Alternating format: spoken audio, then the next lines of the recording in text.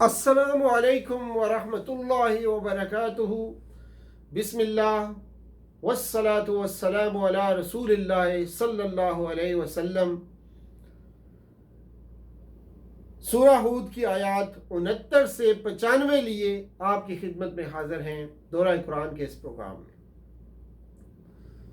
ارشاد باری تعالیٰ ہے، اعوذ باللہ من الشیطان الرجیم، بسم اللہ الرحمن الرحیم۔ وَلَقَدْ جَاءَتْ رُسُلُنَا إِبْرَاهِيمَ بِالْبُشْرَى قَالُوا سَلَامًا قَالَ سَلَامٌ فَمَا لَبِثَ أَن جَاءَ بِعِجْلٍ حَنِيذٍ۔ صدق اللہ العظیم۔ رب اشرح لی صدری ویسر لی امری واحلل عقدۃ من لسانی یفقہوا قولی۔ اللہم ارنا الحق حقا وارزقنا اتباعہ وارنا الباطل باطلا وارزقنا اجتنابہ، آمین یا رب العالمین۔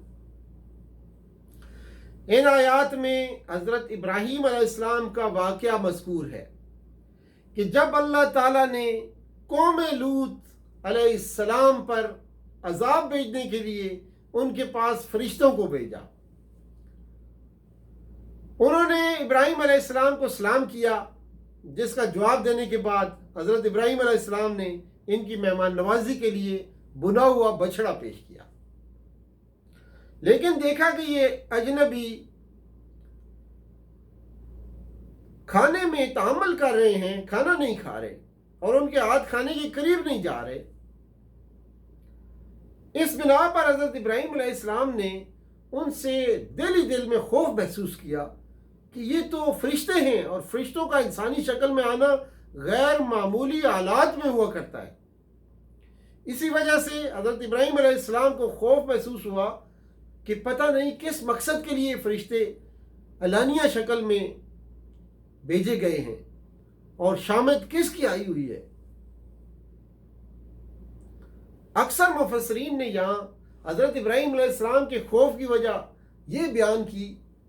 چونکہ اس زمانے کا دستور تھا کہ اگر مہمان کھانا نہیں کھا رہا تو لازماً وہ کسی بری نیت سے آیا ہے، اس لیے آپ صلی اللہ علیہ وآلہ وسلم نے آپ علیہ السلام ڈر گئے کہ کہیں یہ دشمنی کے ارادے سے تو نہیں آئے۔ لیکن ان آیات کے الفاظ ہی سے معلوم ہوتا ہے کہ کھانے کی طرف ان کے ہاتھ نہ بڑھنے سے ہی ابراہیم علیہ السلام سمجھ گئے تھے کہ یہ فرشتے ہیں، کیونکہ اگر ان کو معلوم نہ ہوتا کہ یہ فرشتے ہیں تو فرشتے ان کے خوف کے وقت یہ کہتے کہ ڈرو نہیں، ہم تمہارے رب کے فرشتے ہیں۔ لیکن الفاظ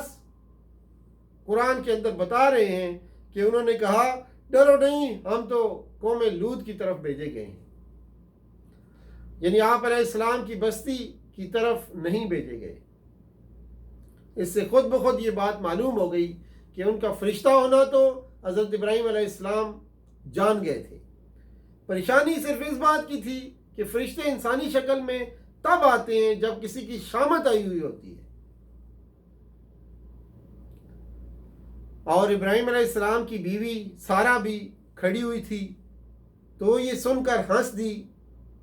پھر ہم نے اس کو اسحاق علیہ السلام اور اس کے بعد یعقوب علیہ السلام کی خوشخبری دی۔ آگے آیت میں جب خوشخبریاں دی گئیں اسماعیل علیہ السلام کی، اسحاق علیہ السلام اور یعقوب علیہ السلام کی، اس وقت کا یہ ذکر ہے۔ حضرت سارہ کی یہ خوشی کس بات پر تھی؟ قرآن کے الفاظ میں کسی تقدیم و تاخیر کے بغیر یہ بات بالکل واضح ہے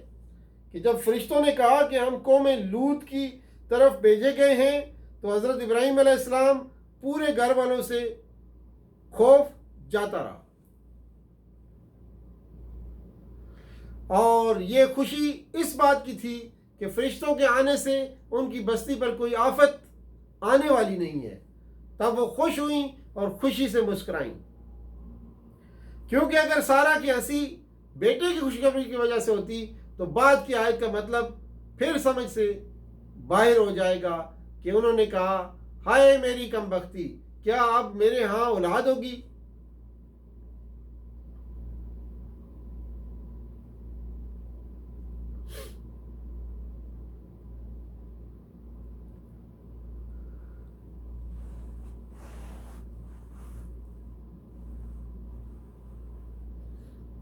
चुनांचे फरमाया, वलक़द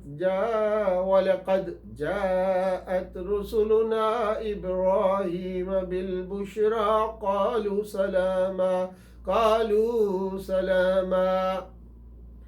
क़ाल सलामुन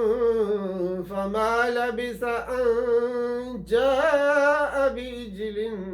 हनीज़ फलम्मा रअा अयदियहुम ला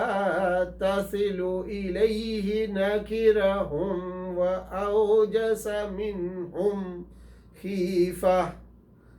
क़ालू ला तख़फ़ इन्ना उरसिलना इला क़ौमि लूत वम्रअतुहु क़ाइमतुन फ़दहिकत फ़बश्शरनाहा बिइस्हाक़ वमिन वराइ इस्हाक़ याक़ूब क़ालत या वैलता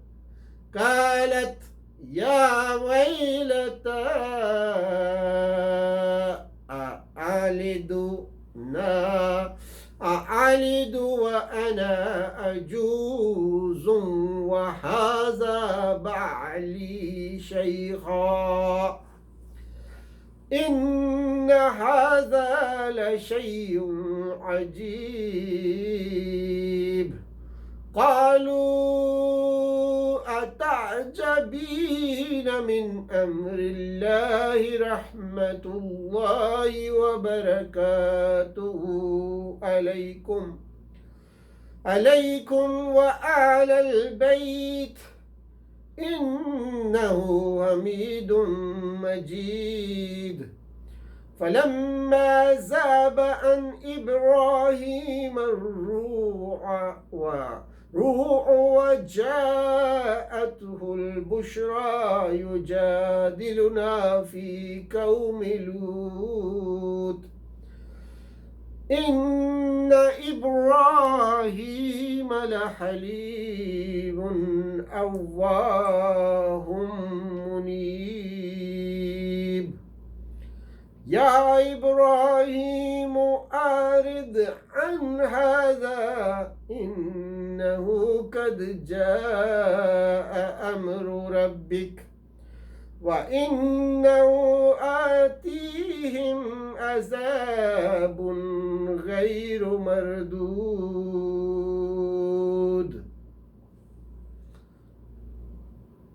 ولما جاءت رسلنا لوطا سيء بهم وضاق بهم ذرعا وقال هذا يوم عسيب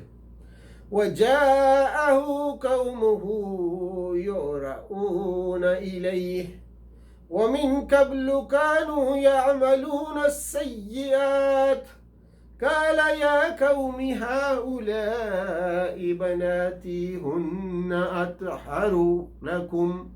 فاتقوا الله ولا تخزوني في ضيفي أليس منكم رجل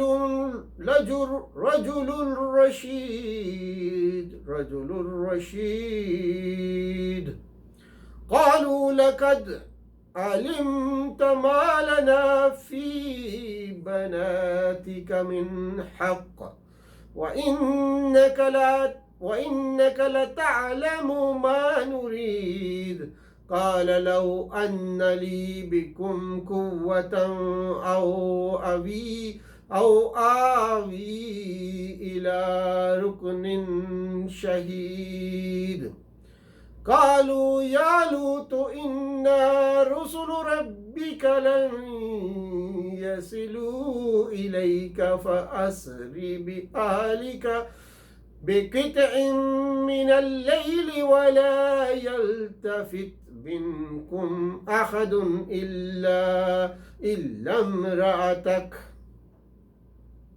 إنه مصيبها ما أصابهم إن موئدهم هم الصبح أليس الصبح بقريب فلما جاء أمرنا جعلنا عاليها سافلها وأمطرنا عليها حجارة من سجيل منضود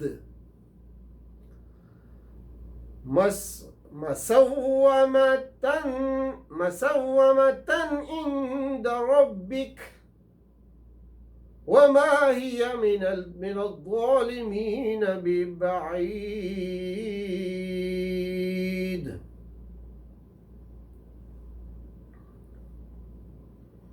तो ये थी आज की आयत जो आपके सामने पेश की गई।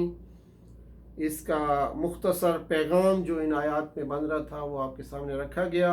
इसी पे इक्तफ़ा करते हैं। व आखिर दावाना अनिल हम्दुलिल्लाहि रब्बिल आलमीन व सल्लल्लाहु ताला अला खैर खल्क़ि मुहम्मदिन व अला आलिहि व अस्हाबिहि अजमईन बिरहमतिका या अरहमर राहिमीन। वस्सलामु अलैकुम व रहमतुल्लाह।